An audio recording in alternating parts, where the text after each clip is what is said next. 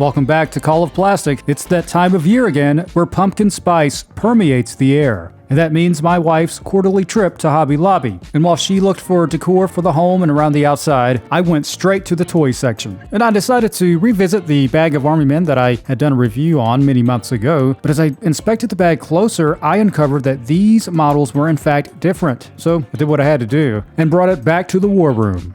This is Hobby Lobby's alternate set of Army Men. Let's recon.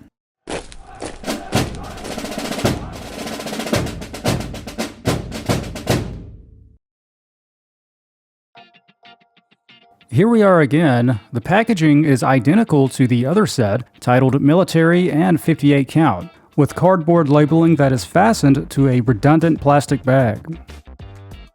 Alright, let's move on to the deployment. We have a nice pile of forest green soldiers and props.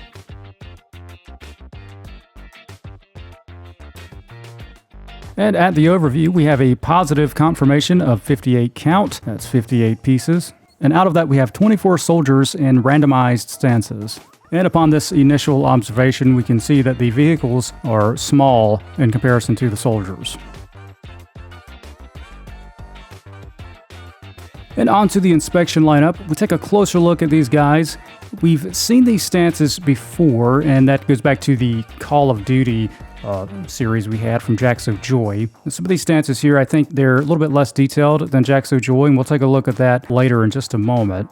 7 stances in total. Once again, these are randomized. And these guys, to me, in my opinion, they look like they're from the 1980s, 1990s period. And just to reiterate, we've seen all of these figures except the Bazookaman in the Jaxo Joy set. Now we move on for a closer look and comparison to their Jaxo Joy counterparts.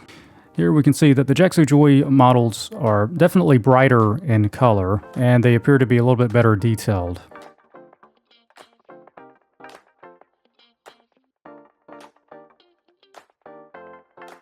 As with the Jaxo Joy set, the Hobby Lobby set features 2 different molds of the standing rifleman. You have the one on the right that resembles a U.S. soldier from the circa 80s, 2000s era. The one on the left could be from a different country or perhaps special forces of some sort. Here is a side-by-side comparison of the Hobby Lobby soldier on the left and the Jaxo Joy soldier on the right. What I see in the Hobby Lobby brand is a little bit less detailing, whereas starting from the helmet, you can see the goggles appear to be a little bit better defined on the Jaxo Joy. We have slightly better definition in the hands, and we can see the wrinkles around the pants there. They're a little bit more pronounced on the Hobby Lobby brand, but they appear to be more natural looking, in my opinion, on the Jaxo Joy brand. Not a huge difference in detail, but I do think Jaxo Joy has just a little bit more.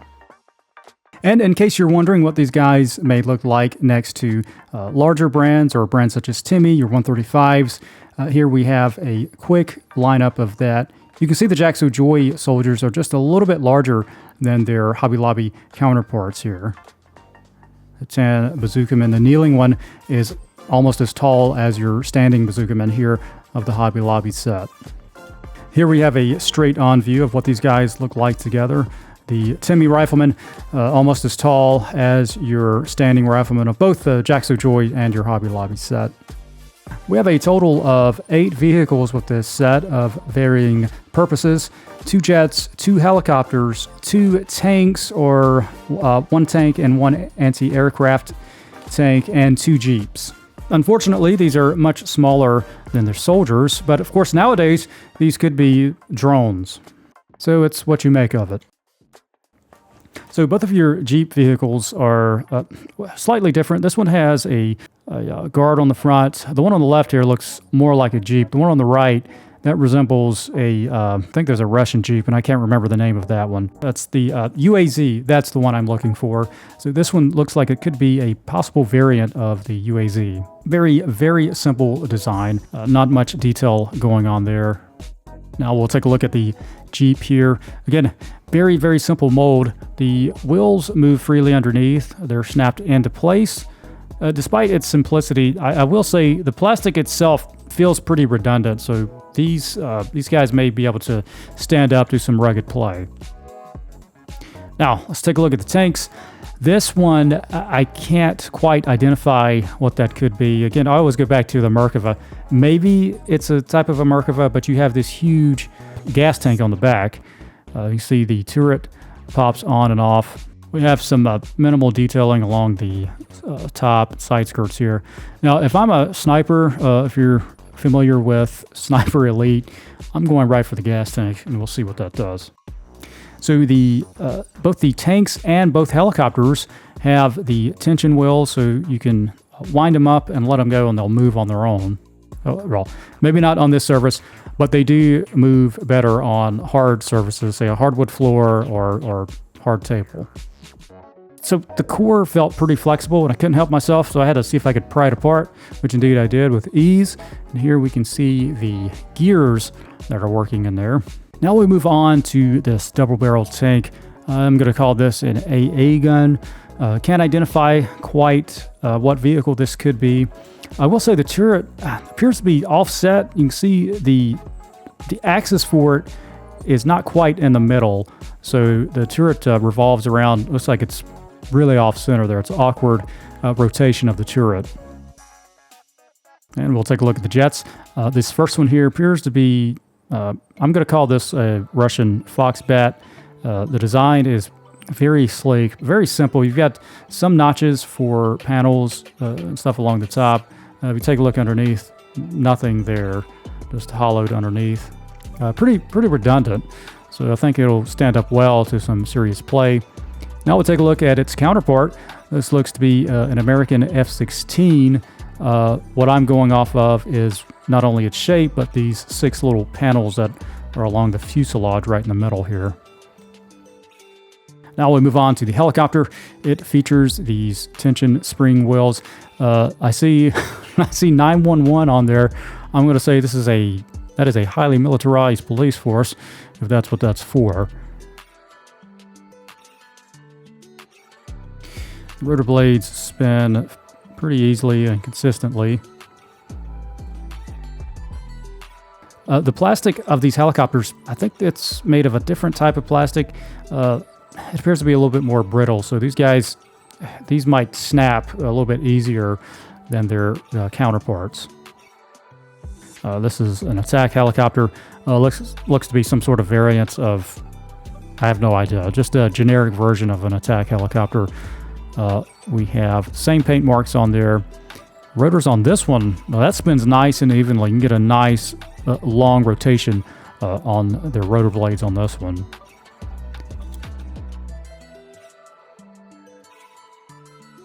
Next up, we move on to the props. 4 wall pieces, some sandbags, a couple of tiny tents. I don't know who could fit inside those.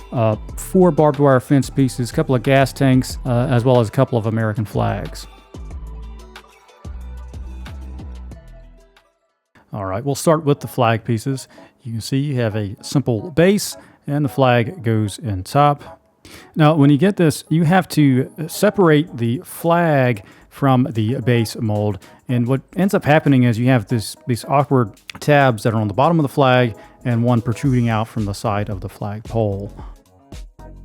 The barbed wire fence pieces are more proportional in size to the soldiers, and they feature a minimum amount of detailing with these little studs that represent the actual barbs, and they're made of a flexible plastic. And we have the almighty oil cans. Warning, oil. So we have 4 oil cans. The bottom of these are supposed to be hollow, but this one on my right hand here, looks like the letters on that were printed upside down. Now the other thing I want to look at is, do these prints hold up? Yeah, they do.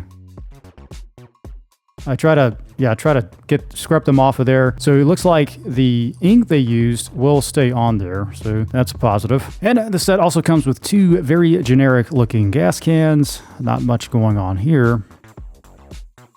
And here are these 2 tiny tents. These tents resemble the ones from Jaxo Joy. Of course, the ones from Jaxo Joy were more proportional in size to the soldiers. These 2 are more just for looks. Now we have these 2 large sandbags, and the one thing I appreciate is this texturing along the front. It almost looks like snake scales, and that's really cool.